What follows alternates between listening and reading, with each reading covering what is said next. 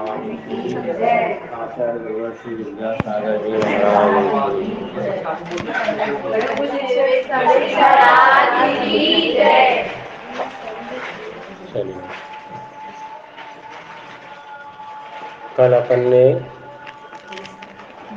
वेद मार्गण तक पूरा लगा लिया था। उसके बाद गुणस्थान की चर्चा चल रही थी।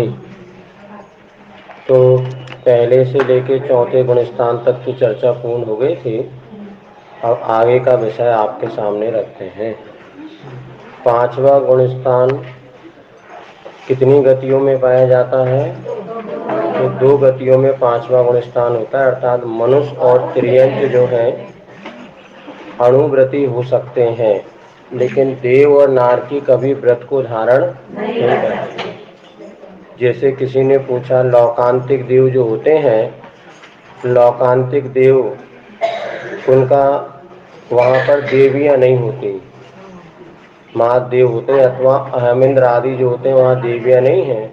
फिर भी उनको हम अणुव्रती नहीं कह सकते, क्योंकि संकल्प पूर्वक जब 5 पाप का त्याग किया जाता है तब व्रतों की संज्ञा पाई जाती है। तो संकल्प पूर्वक 5 पाप का थोड़ा त्याग करता है तो अणुव्रत है, और पूरा त्याग करता है तो महाव्रत होता है। तो पांचम गुणस्थान मात्र 2 ही गतियों में होता है, मनुष्य गति और तिरंजन। कितने इंद्रिय जीव को होता है? तो पंचेंद्रिय। कितने का है? तो त्रस का है। और योग कितने होते हैं पांचवें गुणस्थान में? हाँ, अब सुनो सुनो सुनो, थोड़ा सा अभी ट्यूबलाइट जलाने में टाइम लगेगा। सुनो सुनो सुनो, सुन तो लो। 11 कैसे होंगे? अब देखो, 4 मन के 4 वचन क्यों होंगे? अब अगला प्रश्न है, क्या पांचवें गुणस्थान में औदारिक का योग होता है? हाँ, ठीक है ना। पांचवें गुणस्थान में औदारिक मिश्र होगा क्या? औदारिक मिश्र कब बनता है? जन्म के समय। इसके गुणस्थान कितने? 1 2 4। तो पांचवा गुणस्थान में औदारिक मिश्र होगा नहीं होगा? अब बताओ, पांचवें गुणस्थान में बैक्टीरिया का योग होगा क्या? क्यों नहीं होगा? बैक्टीरिया मिश्र होगा क्या? आहारक का योग होगा क्या? आहारक मिश्र होगा क्या? कार्बन का योग? अरे, कार्बन का योग के गुणस्थान कितने लिखे देखो? 1 2 4। कार्बन का योग कब बनता है? जन्म के समय, मरण के बाद। तो पांचवें गुणस्थान में जन्म ही नहीं होता। तो पांचवें गुणस्थान में योग कितने हो गए? मात्र एक औदारिक का योग और 4 मन के ऐसे 9 योग होते हैं। आया नहीं आया समझ में? क्योंकि कार्बन का योग और मिश्र का योग हमेशा विग्रह गति में अथवा जन्म के समय बनते हैं, और विग्रह गति और जन्म के समय कभी भी पांचवा गुणस्थान नहीं होता कि पंचम गुणस्थान बढ़ती का जब मरण करके दूसरी गति में जाएगा तो या मिथ्या दृष्टि होगा या सम्यक दृष्टि। तो कार्बन का योग भी तभी बनेगा, अथवा वहाँ पे मिश्रावस्था जो बनेगी तभी बनेगी। तो वैक्रियक मिश्र, आधारिक मिश्र, वैक्रियक मिश्र, आहारक मिश्र, कार्बन, ये सब 6 कम कर दो तो बचे कितने? 9। तो पांचवें गुणस्थान में योग कितने? 9। पांचवें गुणस्थान में वेद कितने? 3, है ना। चल, अब छठवें गुणस्थान में कितनी गति में छठवां गुणस्थान पाया जाता है? मात्र मनुष्य। 6 से लेके 14 गुणस्थान तक कितनी गति? एक ही गति। अपन ज्यादा नहीं लगा रहे, आपको सीधे समझ। छठवें से लेके 14 गुणस्थान तक कितने गति के जीव? एक मात्र। कितने इंद्रिय जीव? पंचेंद्रिय। और कितना का कौन सा का है? तो त्रस का है। अब छठवें गुणस्थान में योग कितने?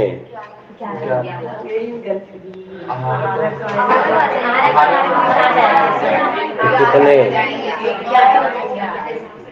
चलो फिर से अपन लगा रहे हैं, लगा। छठवें गुणस्थान में मन के 4 रहेंगे, वचन के 4 रहेंगे। अब टेंशन फ्री, 8 तो पक्के हो गए। औदारिक का योग होगा ना? 9 हो गए। औदारिक मिश्र होगा, ठीक है ना। इसके बाद जो है बैक्टीरिया होगा क्या? बैक्टीरिया मिश्र नहीं होगा। आहारक मिश्र होगा छठवें गुणस्थान होगा। और कार्बन का योग नहीं होगा। तो 2 आहारक देकर औदारिक 9 में 2 और जोड़ दो तो 11 होंगे। छठवें गुणस्थान में योग कितने? 11। और वेद कितने? तीनों भाव वेद की अपेक्षा। इसी प्रकार 7वें गुणस्थान में योग कितने? वेद 9वें गुणस्थान तक तीनों भाव की अपेक्षा लगा रहे ना। हाँ, अब यहाँ पर 7वें गुणस्थान में योग कितने? हाँ, आहारक द्विक कम हो गया क्योंकि आहारक द्विक तो 6वें में होता है। आहारक द्विक 6वें गुणस्थान में होता है, इसलिए कितने बचे? 9। अब इसी प्रकार से आप चलेंगे 10वें गुणस्थान में। 8वें में कितने हो गए? 7वें में कितने हो गए? 9। 8वें में भी रहेंगे योग 9। आहारक द्विक कम हो गए। मन के 4, वचन के 4, एक औदारिक। हाँ, 7वें गुण आहारक द्विक कम करिए, बचे 9। मन के 4, वचन के 4, एक औदारिक का योग। ऐसा चलिए, है ना? आगे समझ में। 8वें गुणस्थान में योग कितने? तो 9।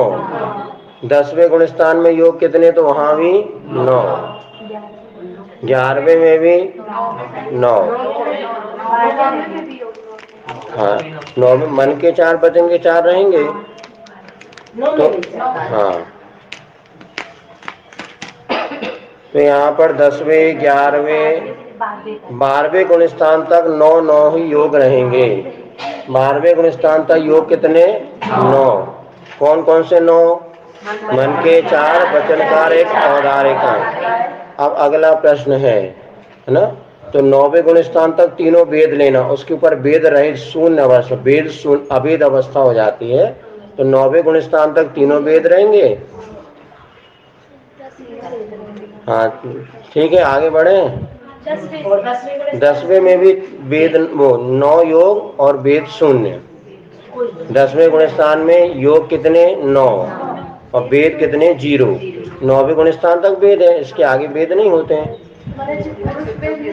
भाव वेद समाप्त हो गया, फीलिंग समाप्त हो जाएगी। पुरुष तो शरीर, जैसे अपन ने 14 गुणस्थान में शरीर तो है किंतु योग नहीं है, इसी प्रकार 9वें गुणस्थान के ऊपर वहां पे शरीर तो है।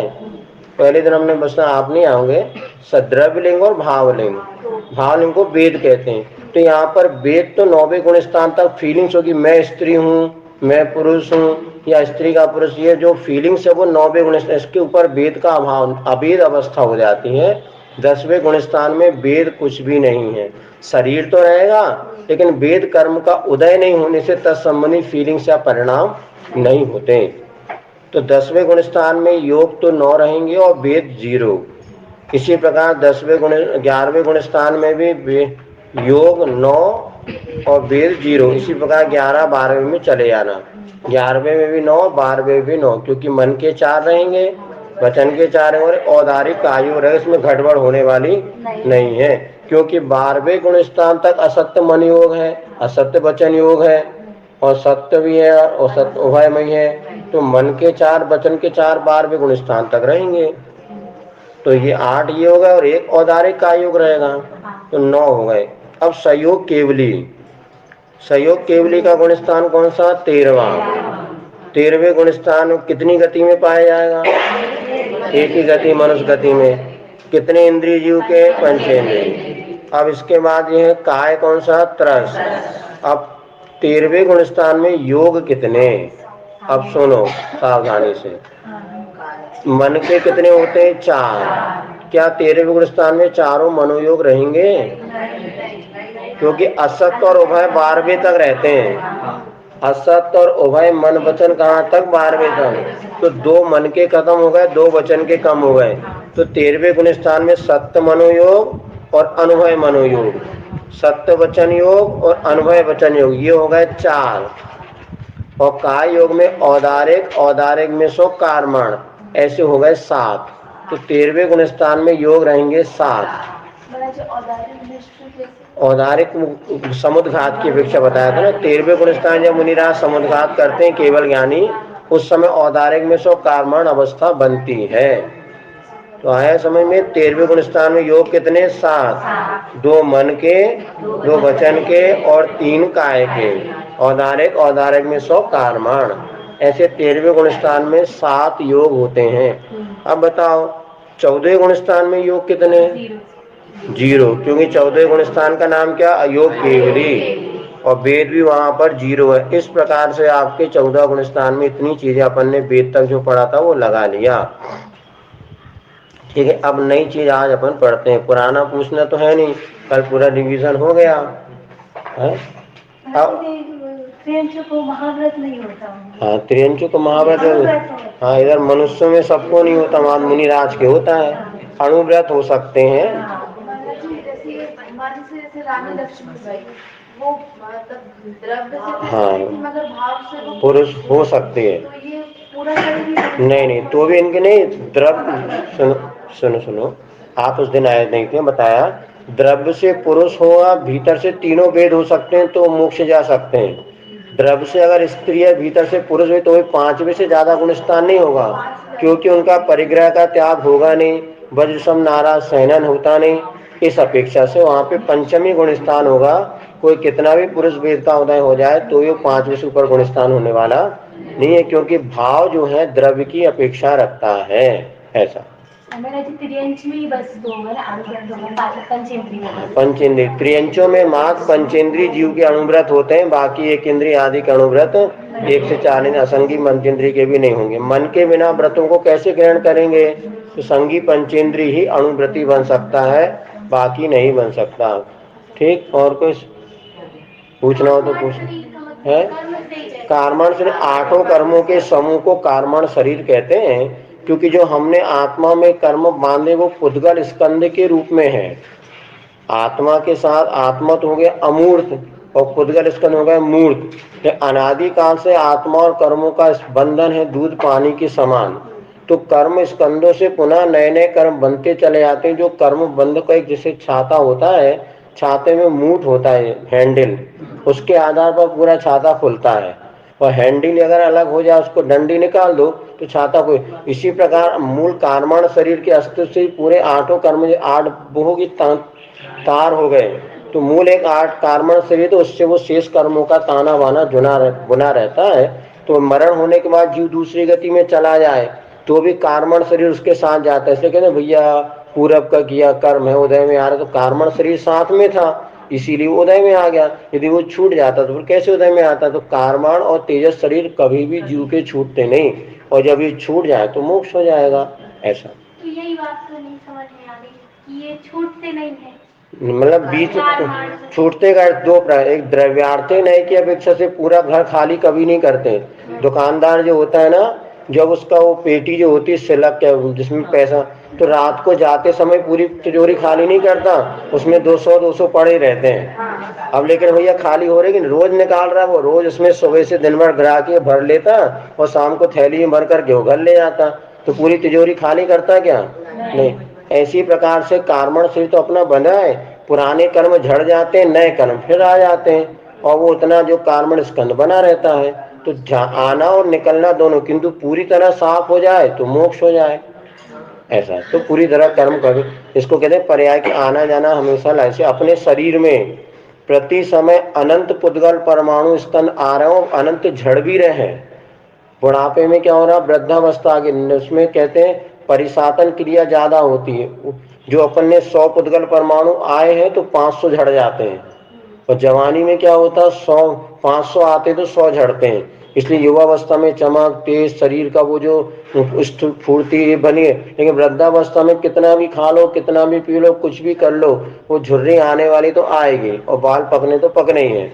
और जो हाथ पैर में कमजोरी आने, महाराज अच्छे अब तो बादाम को हलवा खिलाओ कमजोरी आ रही है। अब वृद्धावस्था में लगने लगता है, पहले तो महाराज अब तो कमजोरी है तो अब तो और बादाम नहीं, अब कुत्ती बादाम खा लो कुछ होने वालों नहीं, और बादाम और खराब हो जाएगी। इसलिए अब तो दाल रोटी खाओ, उतनी में अपनी गाड़ी चल जाएगी, चला लो बस, क्योंकि परिसाधन तो अपने शरीर में प्रति समय अनंत पुदर आ भी रहे हैं, झड़ भी रहे हैं, तो इसी प्रकार तो भी शरीर तो बना रहता है, ऐसे समझना। चलो अब आगे कसाय मार्गण अपन प्रारंभ करते हैं। कसाय कितनी होती है? तो कसाय होती हैं 4, क्रोध मान माया लोभ। लेकिन इन कसायों में और अपने को अब 4 भेद और होते हैं, अनंतानुबंधी, अप्रत्याख्यान, प्रत्याख्यान और संजलन, है ना। तो ये कसाय हो गई 16, 4 चौके 16। अब इन कसायों में अपने क्या 9 कसाय और होती हैं, हास रति अरति सो भय जो। तो हाँ, तो टोटल कसाय हो जाती है 25। अब 25 कसाय जब इसमें होती हैं तो इनमें अपने को ये लगाना पड़ेगा कि कौन कौन सी कसाय कहाँ कहाँ तक कितने आदि गुण। थोड़ा सा इसमें और अपने को जानकारी ये रखनी पड़ती है कि कसायों में मुख्यता से कथन की अभी आपको बता देते हैं। तो अभी जो आपने कॉलम बनाया था वेद का, है ना, वेद के बाजू में अब कॉलम बनाने हैं अपने को। पहले 4 कॉलम बनाने हैं।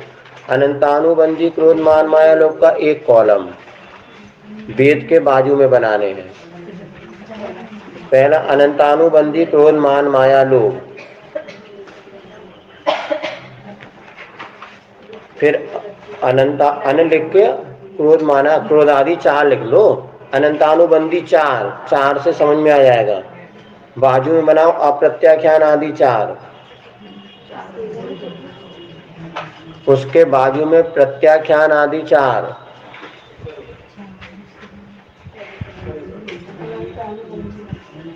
अनंतानुबंधी 4, अप्रत्याख्यान 4, प्रत्याख्यान 4, संजुलन 4।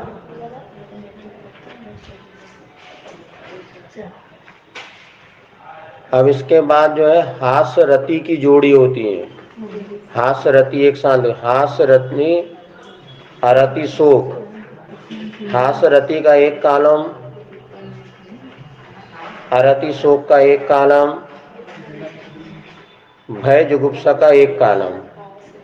और वेद का अपन बना ही सके इसलिए मत बनाओ, तो वेद अपन ने पढ़ लिया, पीछे से लगा लेना। और भय जुगुप्सा का एक कॉलम, हास रति अरति शोक भय जुगुप्सा, ऐसे ये कॉलम आपको तैयार करने हैं। ठीक है, कितने हो गए? 4 और 3 7 हो गए। चलो अब प्रश्न पूछते हैं और आगे समझते हैं।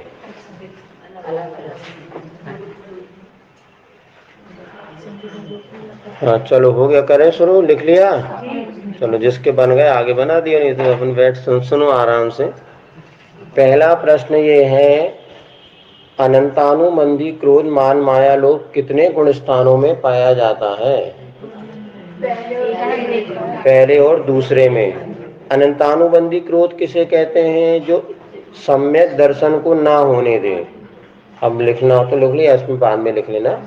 अनंतानुबंधी क्रोध किसे, अनंतानुबंधी कसाय के जो सम्यक दर्शन को ना होने दे, अर्थात जब तक अनंतानुबंधी कसाय का उदय है सम्यक दृष्टि कोई जीव नहीं बन सकता। अप्रत्याख्यान क्रोध किसे कहते हैं? जो अणुव्रत को ना होने दे, अणुव्रती श्रावक ना बनने दे, उसको कहते हैं अप्रत्याख्यान। प्रत्याख्यान किसे कहते हैं? जो महाव्रत को ना होने दे, जिसके उदय में महाव्रत धारण ना कर सके, उसे कहते हैं प्रत्याख्यान। संजुलन किसे कहते हैं? जिसके उदय में यथाख्यात चारित ना हो, अर्थात 11वां 12वां गुण स्थान जिसके उदय में ना हो सके, उसे कहते हैं संजुलन कसाय। आई समझ में? अनंतानुबंधी के उदय में क्या नहीं होता? सम्यक दर्शन। अप्रत्याख्यान के उदय में अणुव्रत, प्रत्याख्यान के उदय में महाव्रत, और संजुलन के उदय में यथाख्यात चारित। ऐसा समझना। हाँ बता रहे, अनंतानुबंधी वो होती है जो अनंत इसका अनुबंध होता है, अनंत काल तक ये अपना फल देती हैं।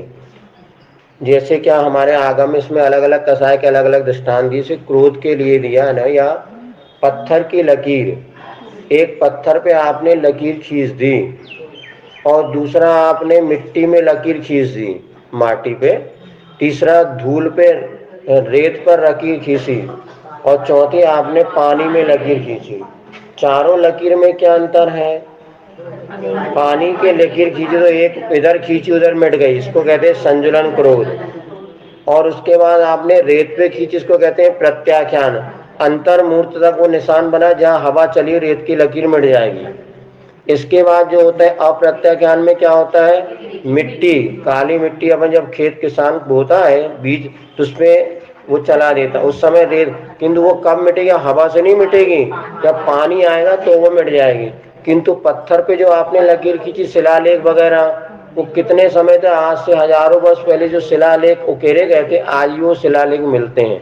कब मिटेंगे? तो खूब लाखों करोड़ों वर्षों बाद। अपन जो आके शिलालेख में हमने ये मिला जमीन में, तो पत्थर पे जो उतारा गया वो बहुत समय तक नहीं मिटता। तो अनंतानुबंधी कसाय वो होती जो एक बार जिससे बन गई। आगम तो एक इसके संस्कार काल होते हैं, 6 महीने से यदि हमारे अधिक वो परिणाम चल रहे तो अनंतानुबंधी है।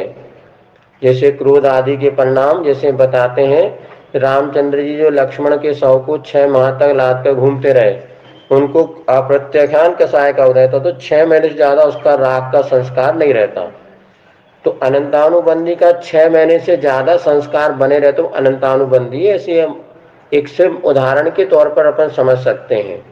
तो अनंतानुबंधी अप्रत्याख्यान प्रत्याख्यान संजलन में अंतर इतना ही है कि एक कसाय बहुत समय तक रहती है, एक कसाय बहुत जल्दी मिट जाती है।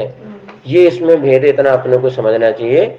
इसमें मान माया लोभ सबके अलग अलग दृष्टांत दिए हुए आगम में, उसको ही पढ़ सकते हैं और समय पर उसको आपको बता भी देंगे।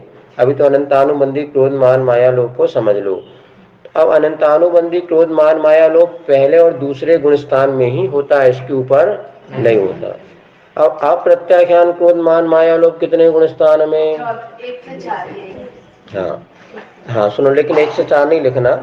हाँ, रहेगा तो 1 से 4 में, लेकिन यहाँ पर अपन गुण स्थान में मुख्यता से अगर लगाएंगे तो तीसरे और चौथे गुण स्थान में 1 2 4 तो होता है, लेकिन यहाँ पे मुख्यता से क्या लेंगे? 3 और 4 गुण स्थान की विवक्षा है। मुख्यता कौन से है? तीसरे और चौथे की। आया समझ में? और आगे आपको आ जाएगा। हाँ, अप्रत्याख्यान का तीसरा चौथा। प्रत्याख्यान कसाय का गुण स्थान 5वां। प्रत्याख्यान कसाय कहाँ? 5वें गुण स्थान में। अब देखो, अच्छा संजुलन कहाँ पर? तो 6 से 9। संजुलन गुण स्थान कसाय का गुण स्थान 6 से 9। और इसके बाद क्या बचे? हाँ बस, अब देखो पहले इसको समझ लो। अब सुनो, पहले गुण स्थान में, अब सिर्फ प्रश्न आपसे कर रहे हैं, पहले गुण स्थान में कौन कौन सी 16 कसाय में कौन कौन सी कसाय है? अनंतानुबंधी अप्रत्याख्यान प्रत्याख्यान संजलन सब है पहले गुण स्थान में, सारी कसाय है। तो लेकिन जब दूसरे या चौथे गुण स्थान में कोई व्यक्ति है, उसके बाद अप्रत्याख्यान कसाय, तो अनंतानुबंधी कसाय नहीं है, ऐसा समझना। और ऊपर के गुण स्थान में अपन जाएंगे तो उसके बाद वो कहना नीचे नीचे की कसाय तो कम होती चली आएंगी, किंतु अनंतानुबंधी के पास तो पूरी कसाय है। अप्रत्याख्यान वाले के बाद 3 कसाय है, और आपको आगे लिखाएंगे समझ में आ जाएगा, इतने समझना। जैसे आपके पास बड़ा दरवाजा आपने बनाया जिसमें से हाथी निकल सकता था, तो हाथी हो गया अनंतानुबंधी। अब उसमें घोड़ा निकल सकता कि नहीं निकल सकता? वो अप्रत्याख्यान। और प्रत्याख्यान माने हो गया बकरा, वो भी निकल सकता है। और प्रत्याख्यान माने हो गया संजुलन माने बिल्ली। तो बड़े दरवाजे में चारों निकल सकते नहीं निकल सकते, अलग अलग दरवाजे की आवश्यकता नहीं।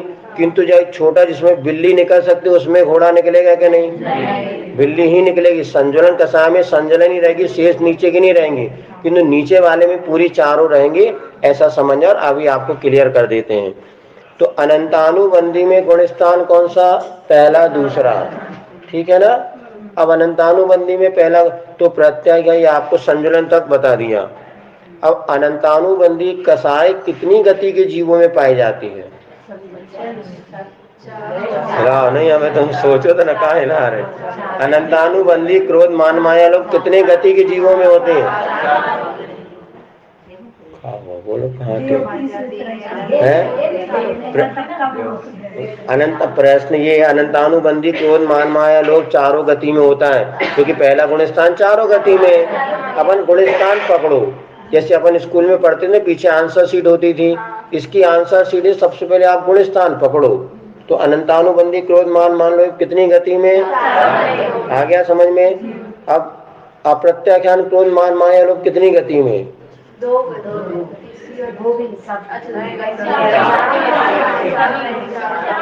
प्रत्याख्यान में कौन सा गुण स्थान? चौथा। और तीसरा चौथा गुण स्थान कितनी गति में? ठीक है। प्रत्याख्यान क्रोध मान माया लोग कितनी गति में?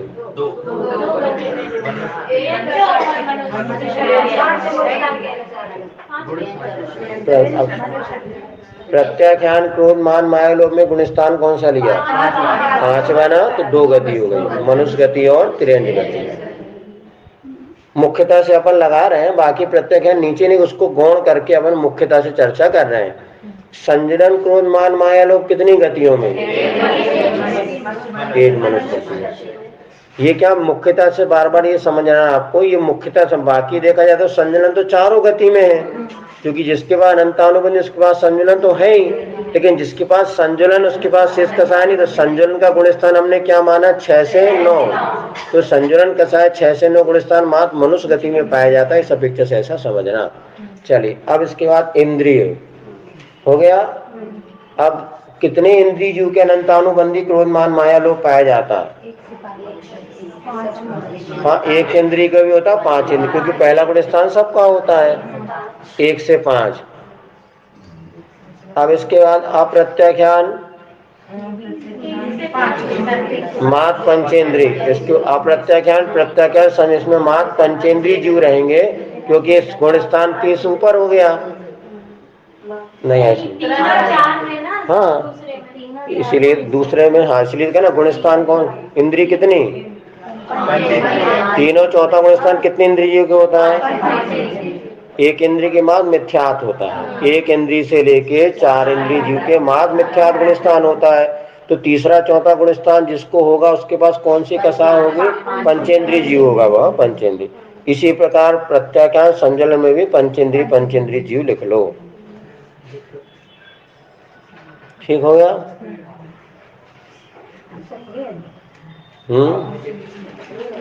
अरे अंदर धीरे धीरे आ जाएगा, ट्यूबलाइट देते जाना। सुना तो लिखने को कहा, बाद में लिख लियो। अब प्रश्न ये है, अनंतानुबंधी क्रोध काय तो त्रस लिख, पहले में अनंतानुबंधी में दोनों काय और बाकी में त्रस लिख लो। तो इंद्रिय जहाँ लिखे नीचे तक, अनंतानुबंधी में दोनों का है, बाकी अप्रत्याख्यान प्रत्याख्यान संजलन में त्रस का है। अब लगाना है योग। अनंतानुबंधी, अच्छा लिख लिया।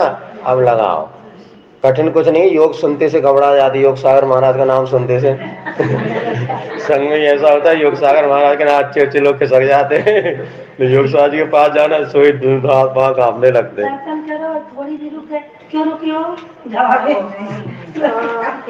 अच्छा लो, ऐसे योग मारना सुनते से लोग कम। अनंतानुबंधी, अब सुनो, लगाओ जल्दी से ना। पहले प्रश्न को बार बार दिमाग में और फिट बैठा लो। अनंतानुबंधी क्रोध, मान, माया, लोभ में कितने योग पाए जाते हैं? तो अनंतानुबंधी क्रोध, मान, माया, लोभ कौन से गुण स्थान में? 1 2। अब 1 2 में पहले गुण स्थान में कितने योग होंगे ये लगा लो, तो उससे आपकी गाड़ी बैठ जाएगी। मन के 4, वचन के 4, औदारिक मिश्र, वैक्रियक मिश्र, आहारक मिश्र नहीं होगा, और कार्मण, तो 2 कम करो 13। पहले दूसरे गुण स्थान में योग कितने? 13। ठीक है। इसके बाद जो है अप्रत्याख्यान में तीसरा चौथा गुण स्थान है। चौथे गुण स्थान की मुख्यता से लगा लेंगे तो कितने हो जाएंगे? वो भी 13। आहारक दिग्विना 13। इसमें चौथे गुण स्थान की मुख्यता लेना, तीसरा तो उसके साथ ही है। हाँ,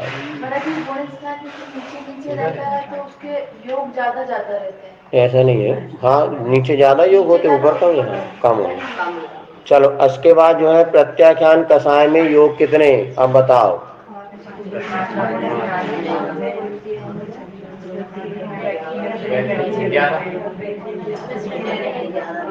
अब भी तो बताया, अभी 5 गुण स्थान में योग लगाया था ना। हाँ, तो कितने?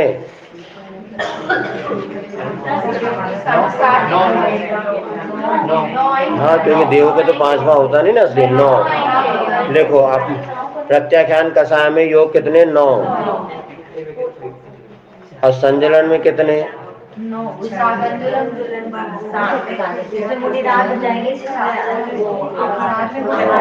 कितने? अरे योग, टोटल योग बताओ तुमको।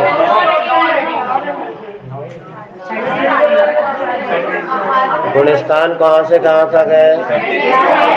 अब लगाओ गुण कितने?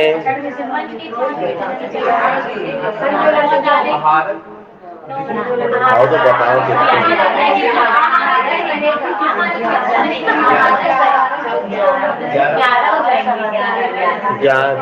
11 रहेंगे तो आहारक देखो और जुड़ जाएंगे। औदारिक मिश्र सुनो, औदारिक मिश्र नहीं रहेगा, व्याक्रिय व्याक्रिय मिश्र नहीं रहेगा और कारमान नहीं रहेगा, तो 4 कम कर देंगे तो हो गए 11। ठीक है, 11 आ गया समझ में, क्योंकि छठे गुण स्थान में अपन ने योग लिखे थे कितने? 11, तो मुख्यता से 11 हो जाएंगे छठ। इसके बाद क्या बचा? संजुलन हो गया। संजुलन का अब इसके बाद चलो अभी और नीचे अब इसके वेद लगाओ। इस सब में वेद कितने आ जाएंगे? तीनों तीनों, क्योंकि 9वें गुण स्थान तक वेद चलते ही है। तो अनंतानु में प्रत्यय संजय, इसमें सब तीनों वेद। अब इसके बाद क्या है? कसाय। ये कसाय लगाना पड़ेगा। अब लिखो कसाय इसके नीचे। अब देखो दिमाग थोड़ा सा लगाना पड़ेगा है? लिख लिया। अब आगे देखो, सावधान हो जाओ। प्रश्न ये है, अनंतानुबंधी क्रोध मान माया लोभ, ये 4 कसाय है। तो सिर्फ एक ही प्रश्न है, एक ही, चारों के अलग अलग उत्तर भी एक ही हैं। अनंतानुबंधी क्रोध जिसके पास है उस जीव की कितनी कसाएं होंगी? प्रश्न क्या है? अनंतानुबंधी क्रोध जिसके पास है उस जीव के कसाएं कितनी?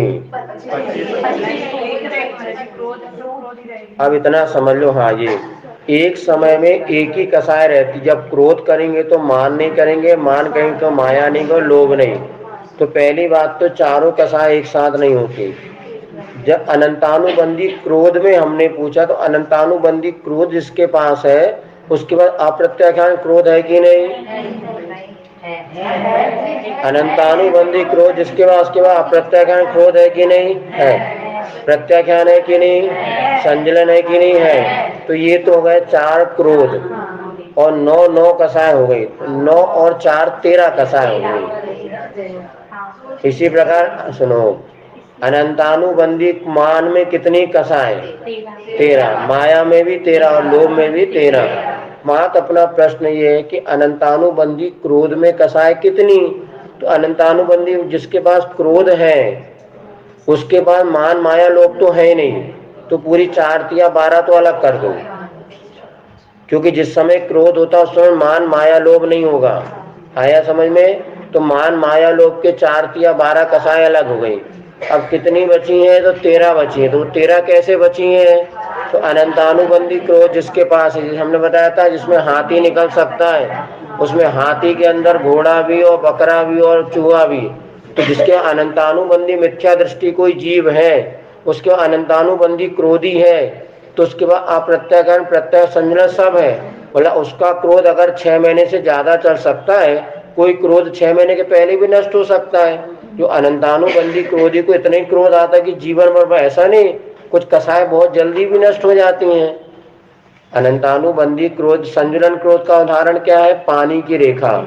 तो क्या मिथ्या दृष्टि को हमेशा ऐसा क्रोध आता है कि बहुत समय नहीं, कुछ क्रोध ऐसे भी होते हैं अंतर्मूर्ति में समाप्त हो जाते हैं। तो संजुलन क्रोध का भी उदय उसका रहता है। मिथ्या दृष्टि के कभी अनंतानुबंधी क्रोध हृदय में आ सकती है, कभी अप्रत्याख्यान, कभी प्रत्यय, कभी संजुलन। तो अंतर्मूर्ति में उसका क्रोध शांत हो सकता है, ऐसा समझना। तो अनंतानुबंधी जिसके पास है उसके बाद 4 कसाएं रहेंगी और 9 कसाएं रहेंगी, इसलिए 13। अब अगले है हास रति अरति शोक भय जुगुप्सा, सब नाना जीवों की अपेक्षा लगा लेंगे तो ये उसमें हो जाएगा। लेकिन यहाँ पे ऐसा ही लगाया है तो फिर कसाय में भी नाना जीव लगा लो, लेकिन ऐसा ना करके हास रति अरति पूरी 9 लिया है तो इससे 13 कसाय उसके। और सूक्ष्म विवेचन चिंतन करें तो कम ज्यादा इसमें हो सकता है, क्योंकि प्रवाहमान मत के अनुसार अनंतानुबंधी क्रोध में 13 कसाएं हैं। अब अप्रत्याख्यान क्रोध मान माया लोभ में कितनी कसाएं? 12। हाँ 12। अनंतानुबंधी चली गई तो 12। हाँ ऐसा आवाज। और प्रत्याख्यान में और एक कम तो 11। संजुलन में 10। 9 कसाएं और एक क्रोध, ऐसा। वो 2-4 बार में, हम ही 2-4 बार में आई तो तुम एक बार में कैसे आ भी गई। आप लोग होशियार, जल्दी आ जाती हैं। नहीं कहीं अनंतानुबंधी में कसाय कितनी 13, और प्रत्याख्यान में अनंतानु कम कर दो 12, प्रत्याख्यान में 2 कम कर दो 11, और संजनन में 3 कम कर दो तो 9 कसा और 1 क्रोध, ऐसे 10। ये 10 कसाय होंगी। ठीक है, कसाय हो गए पूरी। चलो अब इसके बाद जो है कितना टाइम, अब जल्दी से निकालो नरक गति। हास रति बाद में नरक गति निकालो, कितनी कसाय लगा लो। चलो पहला प्रश्न है नरक गति के जी। अब ये कोई बहुत सरल है, इसमें वेद को कम ज्यादा करना, बाकी कुछ नहीं है। 3 वेद को कम ज्यादा करना तो कसा है। नरक गति के जीवों में कितनी कसा है? 2 वेद कम कर दो, स्त्री और पुरुष वेद नहीं होते। 23 नरक गति में कसाय 23, तिर्यन गति में पूरी 25, क्योंकि तीनों वेद होते हैं। सबसे सरल कसाय लगाना, सरल है, करना भी सरल है। नरक गति में कसाय कितनी 23, तिर्यन गति में, मनुष्य गति में 25 कसाय, देव गति में अब बोलो 24, मार नपुंसक 24। अब सुनो, अब एक इंद्रिय जीव के कितनी कसाय? नपुंसक वेद नहीं होता ना देवगति में। देवगति में नपुंसक वेद कम कर दो। हाँ, नरक में नपुंसक होता, उसमें 2 कम किया था। अब एक इंद्रिय जीव के कितनी कसाय? पर वेद को कम करो, वेद का कितने वेद होते एक इंद्रिय में? तो कसाय होगी 23। 2 से 4 इंद्रिय में कसाय कितनी? 23। नजर हटी दुर्घटना घटी। हानि नहीं सभी से नजर हटी दुर्घटना घटी, थोड़ा आगे पीछे भूल जाते। चलो 2 से 4 इंद्रिय में कितने कसाय? 23। अब पंचेंद्रिय जीव के कितनी कसाय? 25। चलो इसके बाद त्रस और स्थावर। स्थावर में कितनी कसाय? 23, और त्रस में 25। और लिखो त्रस में 25, स्थावर में 23। अब इसके बाद क्या है? सत्य। हाँ, सत्य मनोयोग में कितनी कसाय? जहाँ पहला गुण स्थान है तो पूरी 25, सत्य में पूरी 25, असत्य में भी पूरे। पहला गुण स्थान है ना, इसलिए तो अटक गई गाड़ी। चलो कोई बात नहीं, लिख दी पहले। सुनो, अब असत्य के कॉलम में नीचे लिखो ना, जगह तो बची अपनी। और तुम इतने कंजूसी एक आज कौन 24 चाना लिखे जाने। हाँ, जैसे ये डायरी बनानी, देखो ऐसी डायरी बनाओ ना, ऐसी कॉपी बनाते चलो, रजिस्टर मिल लो पुराने बना लो, बाद में फाइनल बना लेना। हाँ तो उसमें नहीं बन पाए। चलो समझ लो, इतने समझ में आ रहा ना। तो आपके क्या बोल गए थे अपन? असत्य मनयोग में कितनी कसाय? 25। क्यों? क्योंकि गुणस्थान 1 से 12 है, तो पहले गुणस्थान के पीछे 25, अधिक से अधिक कसाय अपने को लेना है। अब इसके औदारिक कायोग में कितनी कसाय?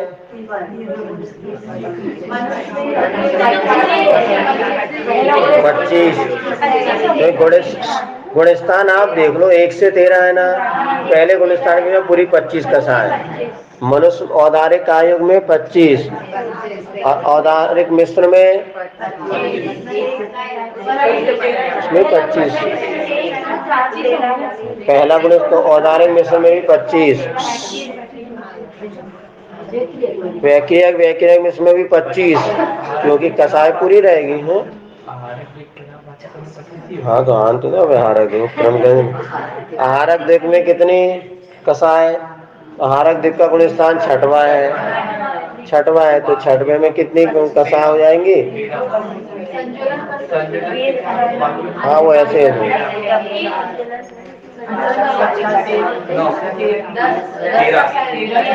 13 कसाय हो जाएंगी। 1 मिनट। आहारक दिक् में 11 होंगी क्या? कितनी? सुनो, आहारक दिक् मतलब 6वां गुण स्थान है, 6वें मादिक संजुलन कसाय है और 9 कसाय है। और सुनो, आहारक दिक पुरुष वेद को होता है, 3 2 वेद को नहीं होता, तो 2 वेद और कम कर दो तो कितने 11। चलो बहुत समझदार हो गए भैया सब लोग। आहारक दिक में कितनी कसाएं, कौन कौन सी?